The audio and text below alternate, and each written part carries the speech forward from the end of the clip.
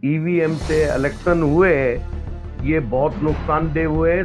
हम पांचों सूबों में जीत रहे थे। जैसे ही ईवीएम खुली है और हमारे हालात क्या हुए हैं वो आप सब जानते हैं। हमारा पसबंदा समाज सारा सड़कों पे आने वाला है।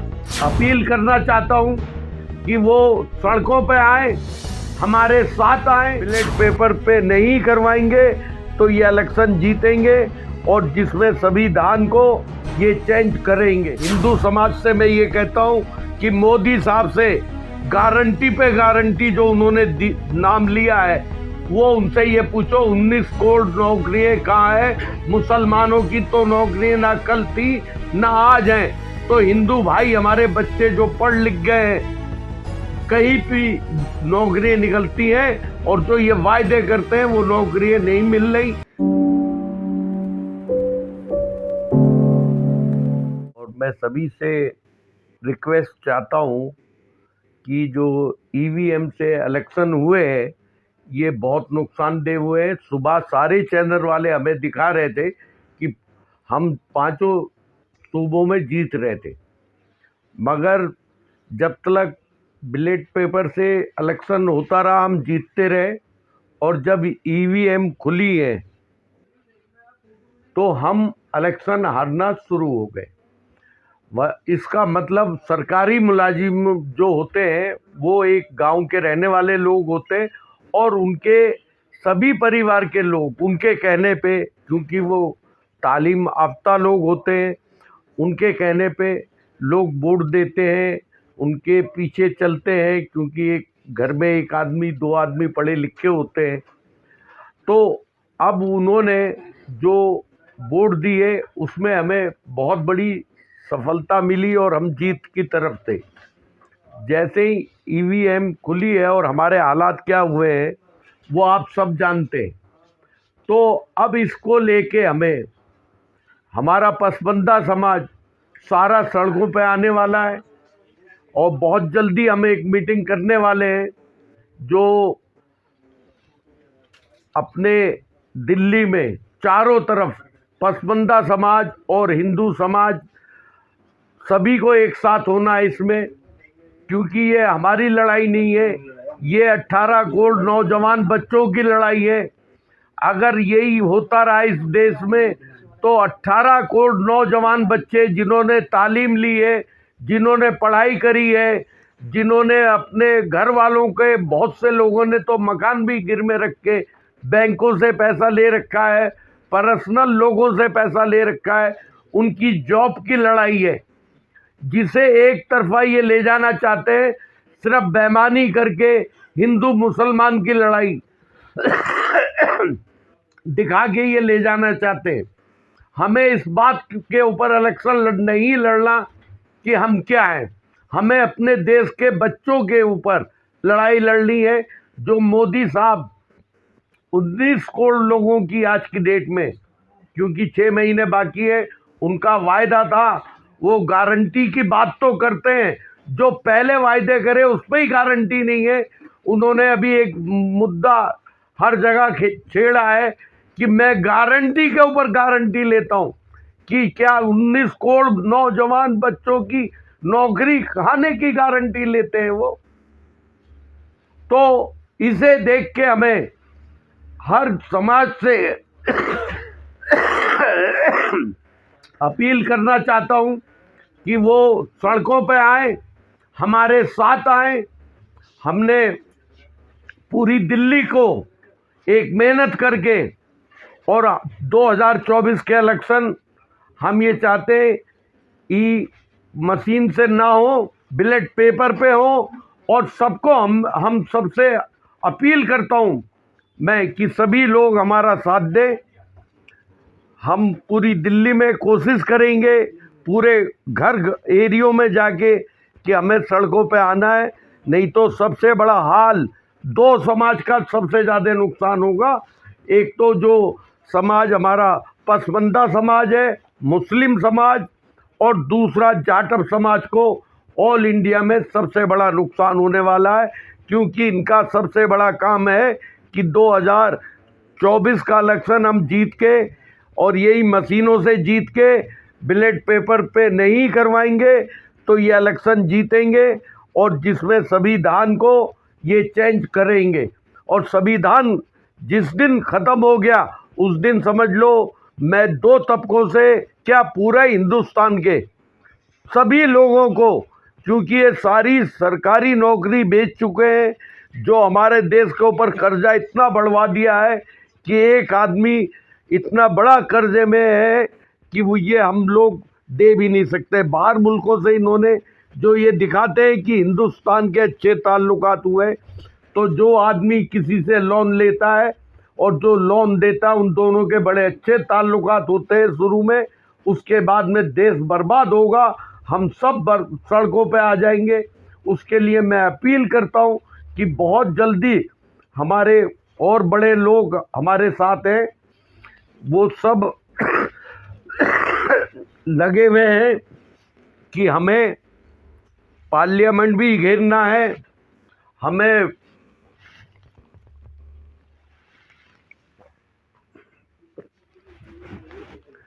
दिल्ली में चारों तरफ बाहर आना है, रामलीला ग्राउंड भी भरना है, हमें सब जगह अपनी बात पहुंचानी है और इन्हें घेरना है।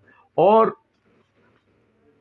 हमें सबको मिलके, इसमें मेरी लड़ाई नहीं है, हमारे सभी समाज और सभी भाइयों की लड़ाई है। हिंदू समाज से मैं ये कहता हूँ कि मोदी साहब से गारंटी पे गारंटी जो उन्होंने नाम लिया है, वो उनसे ये पूछो 19 करोड़ नौकरियाँ कहाँ है। मुसलमानों की तो नौकरियाँ ना कल थी ना आज हैं, तो हिंदू भाई हमारे बच्चे जो पढ़ लिख गए हैं कहीं भी नौकरियाँ निकलती हैं, और जो ये वायदे करते हैं वो नौकरियाँ नहीं मिल रही। सारी चीज़ें इन्होंने जो गवर्नमेंट ने, इंडिया कांग्रेस पार्टी ने बनाई थी, इन्होंने सबको ख़त्म कर दिया, सब बेचना शुरू कर दिया, और इन्होंने नई से नई बातें हम लोगों के साथ में कर रहे हैं, जिसपे अगर हमें इस पे अभी हमने बाहर नहीं आए तो हमारा देश किस रुख जाना है। आप सभी पढ़े लिखे आदमी हो, अभी भी आप देखिए जो बड़े बड़े चैनल थे इंडिया के, जो मोदी साहब के अपने चैनल थे, वो भी ये दिखा रहे थे कि राजस्थान हार रहे, छत्तीसगढ़ हार रहे, उसके बावजूद वो अचानक वो जीत जाते हैं। तो ये मीडिया से भी हम सवाल करते हैं कि उन्होंने इस काम पे क्यों नहीं वो करा, क्योंकि कुछ मीडिया वाले सभी का ये है कि देखिए हमने पहले जो इलेक्शन हुए थे उसमें हमने पहले इंक्वायरी करी थी, वो हमारी सही आई। अब उन्होंने जो इंक्वायरी करी थी, जो पांचों हम सूबों में जीत रहे थे, हम कैसे हार गए। तो इस पे हमें सबको सुप्रीम कोर्ट को भी घेरना है और हमें दिल्ली को भी घेरना है, और दिल्ली की आवाज़ मैं कहता हूँ पूरे हिंदुस्तान में जाती है, और हमें सबको एक साथ हो गए और हमें मार्केट में अपनी बात, हर बच्चों को, अपने समाज के लोगों को, और मैं अपनी पार्टी की जिम्मेदारी लेते हुए मैं ये चाहता हूँ कि जितने भी हमारे कॉलेज हैं, यूनिवर्सिटी हैं, हमारे लोग उनमें जाएं, उन नौजवान बच्चों से बात करें जो पढ़े लिखे बच्चे हैं, जिनके माँ बाप ने पैसा लगाया हुआ है कि अगर यही सरकार रही तो आपको क्या होने वाला है आपके साथ। जो उनके माँ बाप अपने बच्चों को, अपनी परेशानी है, रोटी भी नहीं खाते, बहुत से ऐसे भाई भी हैं किसानी करते हैं, उसके बावजूद वो पैसा भेजते हैं कि हमारा बच्चा पढ़ लिख के कामयाब हो और एक अच्छी पोस्ट पे लगे। मगर जब वो पोस्ट पे कहाँ लगेगा जब उसको नौकरी नहीं मिलनी। तो हमें सिर्फ लड़ाई, अब ये नई से नई बातें पैदा करेंगे, मंदिर चलो भाई, मंदिर जाएंगे, हम भी चलेंगे इनके साथ मंदिर, कोई आपत्ति नहीं है। मगर ये बताओ हमारे बच्चों को अगर भूखे पेट तो भजन भी नहीं होते, भूखे पेट भजन भी नहीं होता और नमाज भी नहीं होती। जब हमारे बच्चों की आप नौकरियां खाएंगे और फिर हमें भूखे पेट की बात करेंगे तो ना मंदिर अच्छी होता है ना मस्जिद अच्छी होती है।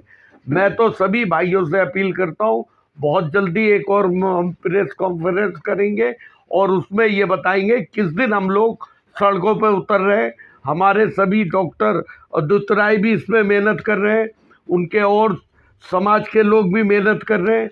हम भी ये चाहते हैं कि एक ज़्यादा तादाद में हम आए और पब्लिक के बीच में अपनी बात रखें। और सभी मीडिया वालों से मैं अपील करता हूँ कि एक इसे पर्सनल अपने दिल पे लेके, कि ये वसीम सैफी की बात नहीं है, पसमानदा समाज की बात नहीं है, ये सारे समाज की और सभी लोगों की बात है, नौजवान तबकों की बात है, जो बच्चे हमारे पढ़ लिख रहे हैं उनके मुस्तकबिल की बात है। और सभी समाज के मीडिया वाले यहाँ पर हैं और मैं इनसे अपील करता हूँ कि इसे दिल पे लेके, अगर मेरी बात अच्छी लगे तो इसे ज़्यादा फैलाएं और लोगों से चर्चा भी करें कि हमें इस पे आना है, हमारे पेपर पे हमारी वोट डले, ये जो इस पे ना मशीनों से डले और मशीनों का बहिष्कार करना है, समझे नहीं। हम सुप्रीम कोर्ट से भी अपील करते हैं कि इसमें 19 करोड़, इन्होंने मोदी साहब ने जो बात कही थी कि हर साल 2 करोड़ आदमियों को हम बच्चों को नौकरी देंगे, उनसे जवाब सुप्रीम कोर्ट मांगे कि वो नौकरी कितनी दी और कितनी नहीं दी। और हमें सबको एक साथ होके बहुत जल्दी मैं दूसरी मीटिंग लूँगा। आप लोगों से अपील करता हूँ कि उस दिन हम लोग सड़कों पे आना है, हमें डॉक्टर आदित्य राय जी के हाथ मजबूत करने, और बहुत इसे हमने ऑल इंडिया बेसिस पे लेना है कि एडीएम की हमें काट करनी है। एडीएम से हमारा इलेक्शन नहीं होना, हमारा सिर्फ ईवीएम से हमारा इलेक्शन नहीं होना, हमारा इलेक्शन बैलेट पेपर पे होना है, उसी पे हमें वो चाहिए। और इसका बहिष्कार करेंगे बहुत जल्दी। रामलीला ग्राउंड में भी हमारा प्रोग्राम होगा और हर धरने लगाएंगे जगह जगह दिल्ली में, हमारे सभी साथी मिलके। और इस पे आप सबका, मुझे भाइयों का साथ चाहिए। इसी पे मैं अपनी बात ख़त्म करता हूँ। जय हिंद, जय भारत, खुदा हाफिज। सर, जब इलेक्शन होते हैं और कांग्रेस जिस जिस जगह हारती है उसके बाद तो राग अलापते हैं ईवीएम का, उसके बाद सब टाटा फिक्स हो जाती है। वजह क्या है कि वो आपको मुझसे बेहतर मालूम है कि ये इनकी पॉलिसी रही है कि 1-2 जगह पे हमें जितवा देना, जो छोटे सूबे होते हैं, बाकी बड़ी मलाई अपने आप खा जानी, जो हम लोग ये बातें ना उठा पाए। नॉर्थ इंडिया में क्या इसकी ठेकेदारी ले रखी है क्या जिताने की बीजेपी को? नहीं, साउथ इंडिया में तो मोस्टली कांग्रेस और उनके सपोर्टर हैं, वहाँ कांग्रेस हमेशा जीतती आ रही है। भाई वहाँ तो इसलिए जीतती है हमारी कि जब इन्हें ये मालूम है कि यहाँ तो पब्लिक बिल्कुल पढ़ी लिखी और काबिल है। वहाँ क्या आप ये देखिए ना, अपना जो ये उत्तर प्रदेश है, जो राजस्थान है, जो और हमारे ये पास वाले सूबे हैं, इनमें पढ़े लिखे कम है, वहाँ तो सारे पढ़े लिखे हैं 98%। तो वो फौरन उन्हें मालूम है कि ये सड़कों पे आ जाएंगे और उन्हें ये मालूम है हमने वोट दिया। तो अगर इन्होंने वहाँ पर भी कोशिश करते हैं मगर नाकामयाब हो जाते हैं, क्योंकि वहाँ एक तरफा वोट पड़ते हैं और बहुत काबिल बच्चे हैं वहाँ के। सर, वोट की बात आ रही है तो कांग्रेस ने खुद ये वक्तव्य दिया है कि ऑल ओवर अभी हमें 10 लाख वोट बीजेपी से ज्यादा मिले हैं, यानी टोटल 5 जो इलेक्शन हुए हैं 5 स्टेटों में, यहाँ पर 4 करोड़ 90 लाख वोट मिले हैं कांग्रेस को 4 करोड़ 81 लाख बीजेपी। वजह क्या है, इन्होंने देखा भाई, इनका ये हिसाब है कि हराने का एक सिस्टम होता है कि जो उनके वोट तो ज़्यादा दिखा दो, जो लोगों को, आप लोगों को भी समझाना है ना इन्होंने। मगर वजह क्या है कि उनके वहाँ पे ज़्यादा इन्हें मिला दो, गिनती में तो ज़्यादा दिखा दो मगर पोजीशन में कम दिखा दो, ये वजह होती है। एक सवाल ये है, आपने कहा कि हम पसमानदा समाज के लोग जो है सड़कों पर उतरेंगे। पसमानदा समाज तो बीजेपी के साथ भी सड़कों पर है। वो देखिए, पसमानदा समाज जो है उन विचारों को बेवकूफ़ बना के, उसमें पसमानदा समाज को बेवकूफ़ बना के उनका मिसयूज हो रहा है। और वो कितने लोग हैं ये मुझसे बेहतर आप जानते हैं। आपका नाम क्या है? अब्दुल वाजिद भाई, पसमानदा समाज को जो आप बात कर रहे हैं, वाजिद भाई मैं आपसे पूछ रहा हूँ, आपके गली में कितने पसमानदा समाज के बीजेपी से जुड़े हुए लोग हैं? उनका रेशू 0.5% भी नहीं आता। मैं भी उसमें था, मेरे घर वाले मेरे साथ नहीं थे, बाहर वाले तो छोड़ो। आज बीजेपी में थे? है अभी बीजेपी में थे? मैं बीजेपी में था जी, मेरे घर वाले मेरे साथ नहीं थे। का हाथ मजबूत करना चाहिए था, तरक्की कर रहे थे। कहाँ तरक्की कर रहे थे भाई, तरक्की नहीं कर रहे थे। पसमानदा समाज का उन्होंने तो सभी मुसलमानों को हटा दिया। पार्लियामेंट में गालियां हो रही हैं, और जिसने पार्लियामेंट में गालियां दी मुसलमानों को, उनका प्रमोशन कर दिया बीजेपी ने। सैफी जी